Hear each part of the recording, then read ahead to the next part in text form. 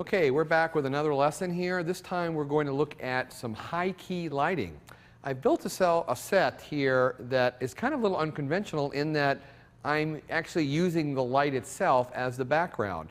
I've switched the camera over to a fairly longer lens. I'm now shooting with a 70 to 200. I pretty much have it set out to 200 millimeter on the camera.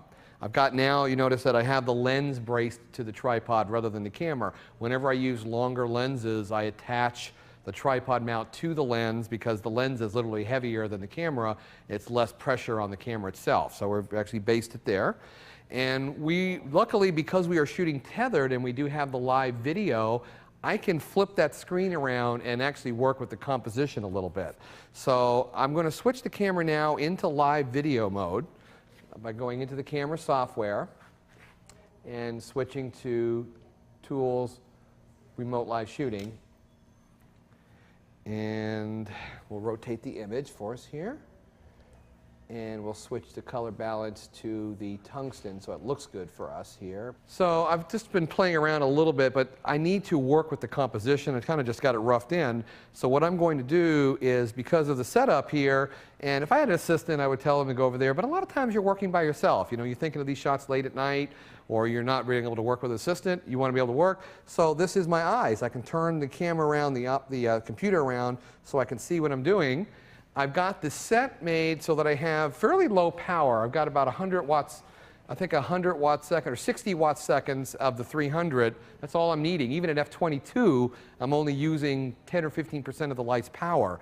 So I'm kind of using the sweet spot of the light box right here, and I'm using a side light. I position the side light on a boom arm so that I could lower the stand down. I've got the camera down right at base level, but if I had the light up higher, it's not going to give me the specular highlight. Specular highlight, of course, is the reflection of the softbox inside the glass. And what I'm really trying to achieve here, this would be kind of like a catalog shot you might find in a Crate and Barrel or a Sonoma type catalog, very high-tech looking. And the key here is just the right amount of exposure to keep the background super bright white, but at the same time, I need to be dark enough to retain the texture of the glass. So what I'm looking for, I'm going to really try two different kinds of things. One is I want to do a group shot as if we were going to do a full page shot and you were going to pick A, B, C, or D, or you bought these as a set. And then I'm also going to try a couple of close-up, very graphic shots of just parts of the bottles.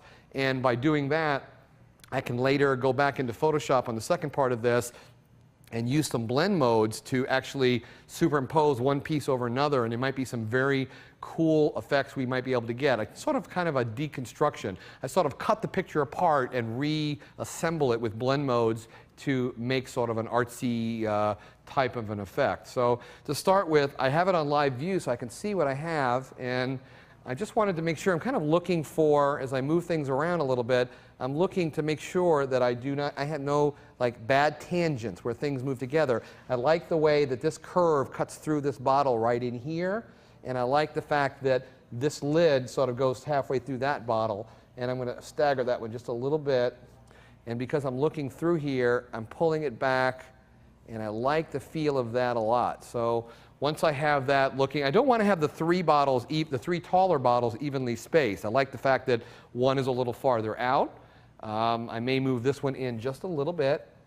There's really no right or wrong to there. I'm liking the general look. I've got freedom on both sides. I got plenty of room on the top, and I'm actually seeing the base. And I'm going to now flip my computer back around the other way so I can kind of come back to the camera's point of view. And I'll take it out of live view. And I'm set right now. I've already done a custom white balance on the first part of the shoot today, so that pretty much everything during the day has the same white balance as long as we're using these lights. And what we're seeing right now are just the tungsten modeling lights. I have a set at a manual exposure, and we're set at 1/25th of a second at f20. The reason why I picked such a small f-stop is I want to pull the depth of field. As I stagger the lights from front to back, I want everything to be very, very sharp. If I wanted something to be more out of focus, I could then literally change the exposure over and lower the power even more, and drop the aperture to a much more open aperture, which would make the glass fall off. But I think to see the texture in the glass is going to be pretty cool. So let's go ahead and take a shot here. And we're looking at the actual Canon software, bringing it into the Canon's viewer. And I think what we want to do to start with, just to see the difference, is try a couple of different exposures and then open them up. So this is what I think a normal exposure is, but I'm going to go ahead now and do one lighter and darker. So I'll do, let's see, I'm at 2020, I'm at f20. I'm going to do a full stop darker, just to see the effect. And I want to see if I can pull up more texture.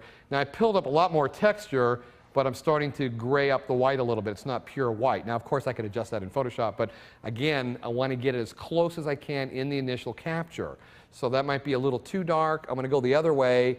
I'll go to back where we started, and then open up a full stop just to see how blown out it gets. Maybe the high key thing might have an interesting look too. This one is going to be a stop overexposed.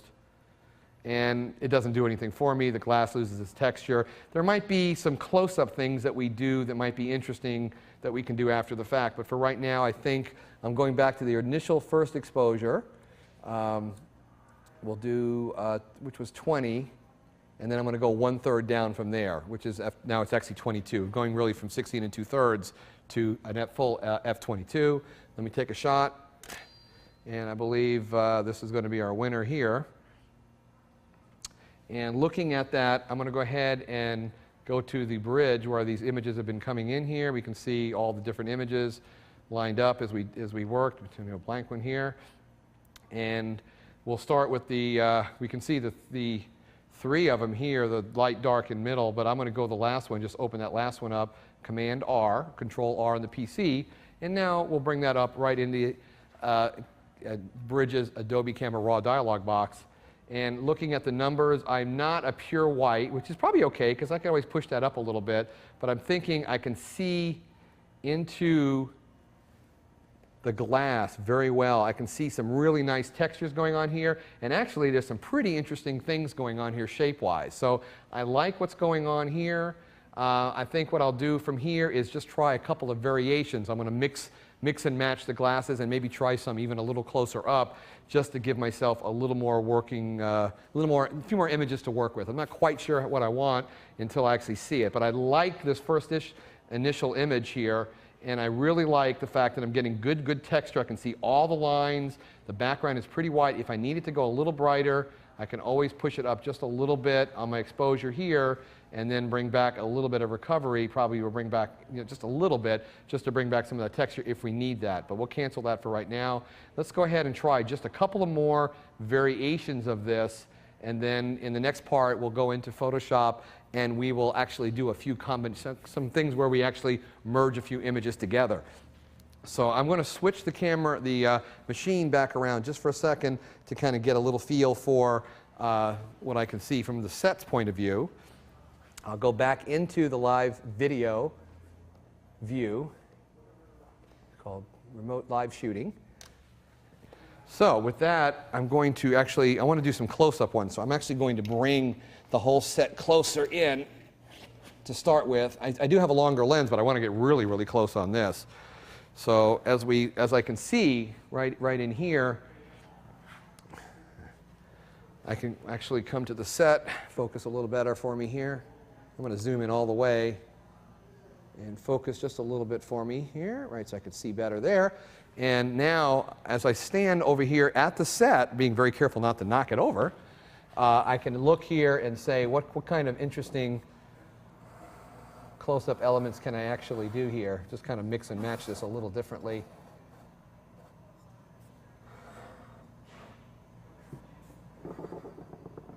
Let's see here, right to there. And then bring the blue one in a little bit closer.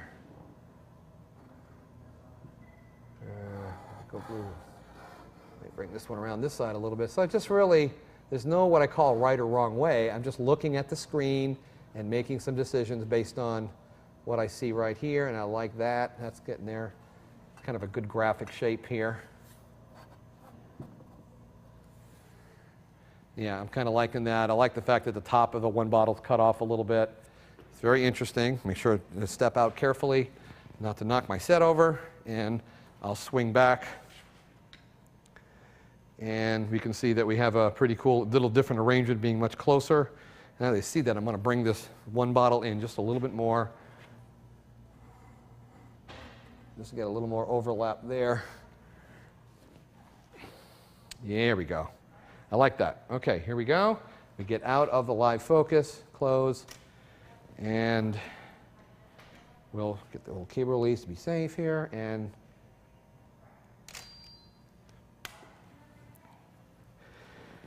we have a new high-tech image. So I'm liking the way the shapes and lights reflect on those shorter bottles. There's some interesting things going on. So I'm going to go ahead and continue, and I'll just do a few more exposures that we will go ahead and bring into Photoshop and see how we can make some, not only the straightforward shot, but see if we can make a really nice artsy shot, maybe make a triptych of 3 images together.